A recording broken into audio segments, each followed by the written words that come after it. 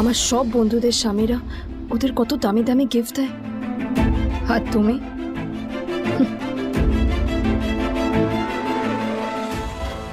How dare you, তোমার এত বড় সাহস?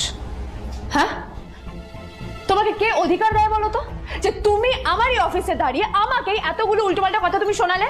তোমাকে এখানে আনাই আমার ভুল হয়েছে, সবচেয়ে বড় ভুল হয়েছে। এবার চুপচাপ এখান থেকে বেরিয়ে যাও, right now. Get out. Sir দেখুন না, এই যে ভিখিরিটা হোটেলে ঢুকতে যাচ্ছে, আমি বারণ করছি, শুনছে না স্যার। Shut up! আপনি কি করতে আছেন? কে কি হচ্ছে? দেখি দেখি কে।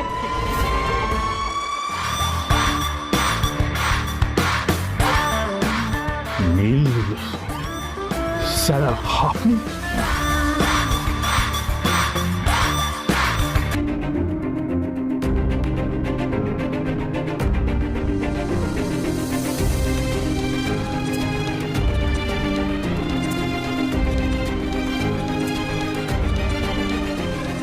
আদ্রিতার চোখে নীল ছিল নিছকই একজন চাকর।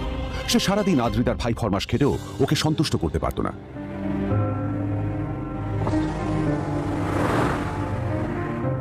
এত কিছুর পরেও কেন একজন ধনী বাবা তার মেয়েকে গরিব ছেলের সাথে বিয়ে দিলেন?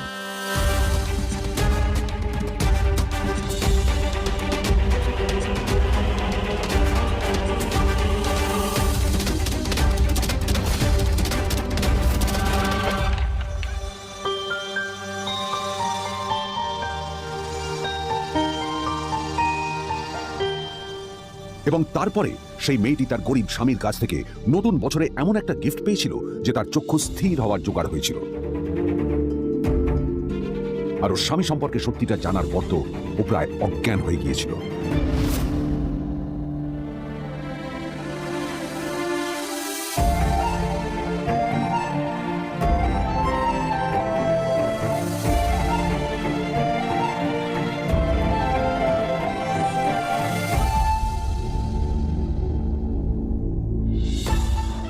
আমার বাবা সবচেয়ে বড় ভুল করেছে তোমার মতো একটা গরিব ছেলের সাথে আমার বিয়ে দিয়ে। আমার সব বন্ধুদের স্বামীরা ওদের কত দামি দামি গিফট দেয়, আর তুমি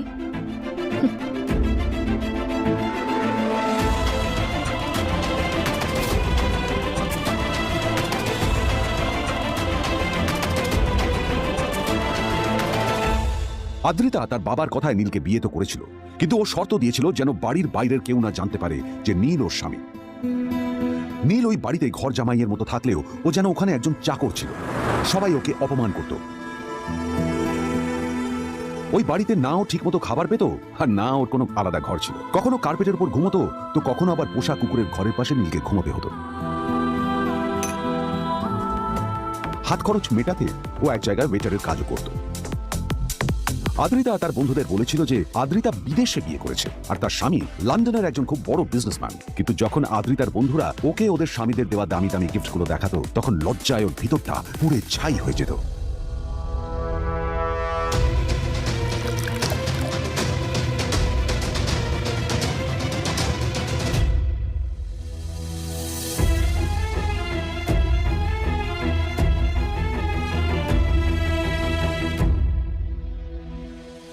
এই যে শোনো, নিউ ইয়ারে আমার একটা গিফট চাই তোমার থেকে। আর গিফট যেন দামি হয়, হ্যাঁ মানে খুব দামি, কয়েক লাখ টাকা। ওকে?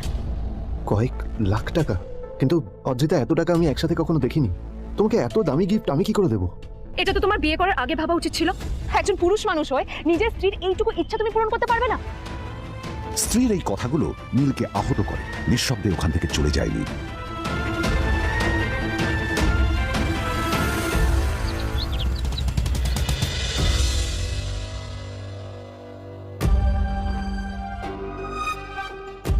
দুদিন পর নিউ ইয়ার পার্টির আগে নীল আদ্রিতার কাছে এসে একটা গিফট প্যাক দেয়।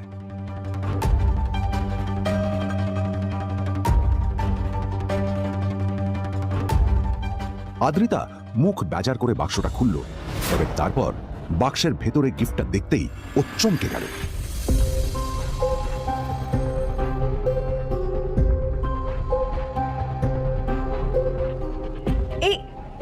এই ফোনটা মানে এটা তো একটা স্পেশাল এডিশন। এটার দাম তো 3 কোটি টাকা। তুমি এটা পেলে কোথা থেকে? আসলে এটা অরিজিনাল নয়। আমি ওই ফোনটারই একটা কপি এনেছি।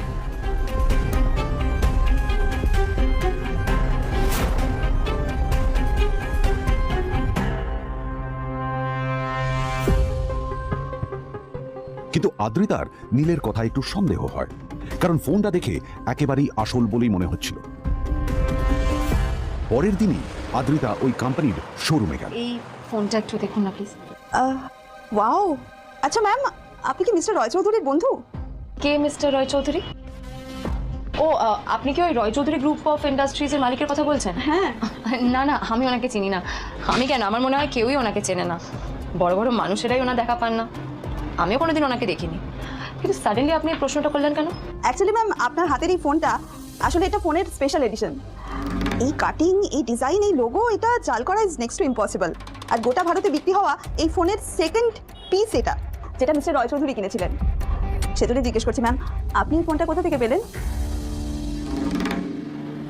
তবে কি নীলই মিস্টার রয় চৌধুরী, নাকি নীল এই ফোনটা চুরি করেছে? বেকার নীলের কাছেই কোটি টাকার ফোন কোথা থেকে এলো? নীলের সত্যিটা তাহলে কি? আর ও যদি সত্যি বড়লোক হয়ে থাকে, তবে ও নিজের শ্বশুর বাড়িতে খরচামাই হয়েই বা থাকে কেন? আদ্রিতা এসব কথাই মনে মনে ভাবছিল। তবে আদ্রিতার বিশ্বাস ছিল যে কোনো না কোনো মতলব করেই নীল এই ফোনটা আদ্রিতার জন্য নিয়ে এসেছিল। কিছুদিন পর আদ্রিতা সেই ফোনটার কথা ভুলে গেল। নীল সকাল সকাল ঘুরতে বেরিয়েছে বাইরে।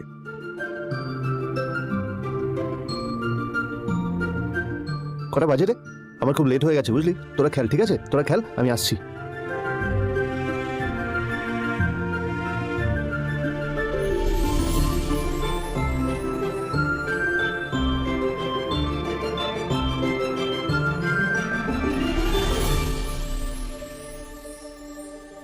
নীল, জল পড়ছে না কেন দেখো না।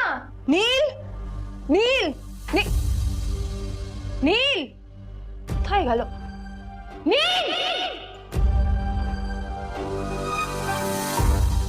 নীল, নীলকে ডাকছে কেন বলতো? ওইদিকে বাড়িতে আদ্রিতা আর চিত্রা আশ্চর্য হয়ে গেল যে নীল হঠাৎ কোথায় উধাও হয়ে গেল। মা তোমাকে কিছু বলে গেছে নীল? হ্যাঁ, কোথায় গেছে ও? না, আমি ওর কোনো খোঁজ খবর রাখি না। আমার একটা কথা মনে হচ্ছে, ওকে না এবার একটু শীতে করতে হবে। একটা কাজে যদি আসতো ছেলেটা, যখনই কোনো কাজের কথা বলি ভ্যানিশ হয়ে যায়। আমি ওকে বলেছিলাম আর&বি গোল্ডেন ডায়মন্ড থেকে আমার সেটটা নিয়ে আসতে, আনেনি? আনেনি। আজকেও ভালো করে অফিসে নিয়ে যাবো, ভ্যানিশ হয়ে গেল। কোথায় গেল কে জানে। আমার ভাগ্যে জুটেছে এরকম একটা ছেলে। দিদি, তুমি কেন বিয়েটা দিয়েছিলে আমাকে? এটা আবার কি বলছিস? আমার কি দোষ? দেখ, ওই অসভ্য ছেলেটার সাথে বিয়ে দিতে চাইনি। যা করেছে তোর বাবা করেছে, এটা আমার কোনো দোষ। তখনই হঠাৎ নীল সেখানে এসে উপস্থিত হলো, কিন্তু ও দুজনকে উপেক্ষা করে ভিতরে চলে যাওয়াই শ্রেয় মনে করল। এই যে লাট সাহেব ফিরলেন রাজকার্য করে, এদিকে এসো। তোমার ফাঁকিবাজির আলোচনাই এখানে চলছে। মা প্লিজ থাক, মা থাক, ভাল লাগছে না। এমনিতেই অফিসের জন্য আমার লেট হয়ে যাচ্ছে, আর বিজন আমার ওয়েটও করছে। বিজনের নাম শুনে নীলের মুখটা ফ্যাকাশে হয়ে গেল। আদ্রিতা নীলকে উপেক্ষা করেই বলল, আর এই ছেলেটার মতো আর একটা ফাঁকিবাজ না তুমি পাবে না। তুমি কেন দাঁড়িয়ে আছো? এই যে শোনো শোনো শোনো শোনো, দাঁড়িয়ে আছো কেন? তোমাকে আমি বলেছিলাম আর&বি গোল্ড ডায়মন্ড থেকে সেটটা তুলেছো, তোলোনি তো। এইটা চাই না আমার। তুমি আমার সাথে অফিসে যাবে, ফেরার পথে তুমি সেটটা নিয়ে আসবে। তোমার জন্য সবসময় লেট হয়ে যাচ্ছে, তোমার জন্য বিরক্ত লাগে। আর ব্যাগটা নিয়ে ওর পেছন পেছন কোথায় যাচ্ছ? যাবি ওখানে রেখে এসো। নীল চিত্রার সাথে মাঝে মাঝে ঝগড়া করলেও তার স্ত্রী আদ্রিতার সাথে ও কখনো ঝগড়া করতো না। সত্য সব অপদার্থ।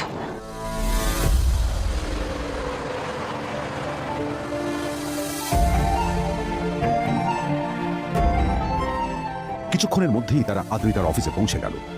আদ্রিতা গাড়ি থেকে নামতে নামতে দেখলো যে তার কাছে অনেকগুলো ফাইল আছে। নীলের দিকে তাকিয়ে ওকেই ফাইলগুলো নিয়ে ভেতরে আসতে বলল। তাহলে হাঁ করে দাঁড়িয়ে আছো কেন? ফাইলগুলো নিয়ে ভেতরে এসো।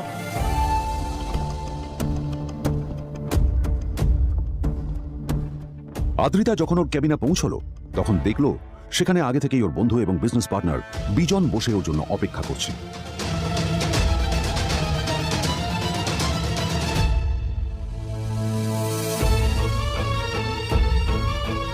কোথায় ছিলে বলো? আমি 1 ঘন্টা ধরে তোমার জন্য এখানে ওয়েট করছি। এই লোকটার কি কোনো কাজকর্ম নেই? 1 ঘন্টা ধরে বসে আমার স্ত্রী আদ্রিতার জন্য অপেক্ষা করছে। সরি বিজন, আমি খুবই দুঃখিত যে বাড়ির কিছু লোকের জন্য না আমার সবসময় লেট হয়ে যায়। আদ্রিতার কথা শোনার পর বিজনের 1 ঘন্টা অপেক্ষা করার অভিযোগ 1 মুহূর্তের মধ্যে মিলিয়ে গিয়েছিল। কি হলো? হাসছো কেন? লটারি পেলে নাকি? লটারি? হ্যাঁ, তুমি আসা মানে আমার কাছে লটারির থেকেও বেশি দাম। তবে তার থেকে কিঞ্চিত কম দামি একটা গিফট আমি তোমার জন্য এনেছি।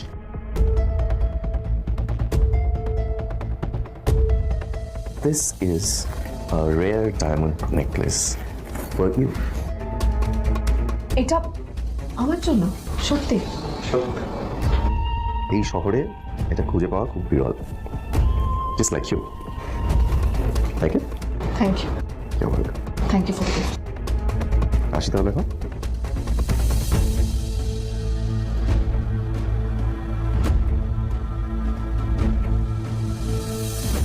আদ্রিতা, আমি আজ পর্যন্ত তোমাকে কোনো রকম উপদেশ দিইনি, কিন্তু আজ আমি তোমাকে বলতে বাধ্য হচ্ছি। এই যে এই লোকটা তোমাকে শুধুমাত্র ইমপ্রেস করার জন্য একটা নকল সস্তার হীরের গয়না দিয়ে গেছে। এরকম একটা লোকের সাথে তোমার মেশা উচিত না, ভবিষ্যতে কিন্তু তুমি বিপদে পড়বে। আদ্রিতা, আমি তোমাকে কথা দিচ্ছি, আমি তোমার জন্য আসল রেয়ার একটা হীরের গয়না এনে দেবো, এর চেয়েও দামি, এর চেয়ে অনেক অনেক বেশি দামি। তার জন্য আমাকে যাই করতে হোক না কেন, আমি তোমাকে একদিন ঠিক এনে দেবো তোমাকে। তাদের বিয়ে হয়েছে 2.5 বছর। এর মধ্যে প্রথমবার তার মনে হলো নীল তার জন্য লড়াই করছে। নীলের এই রূপটা দেখে আদ্রিতা চমকে গেল। আজ প্রথমবারের মতো আদ্রিতার মনে প্রশ্ন এলো, নীলকে নিজের থেকে দূরে সরিয়ে রেখে আমি কি কোনো ভুল করছি? না না,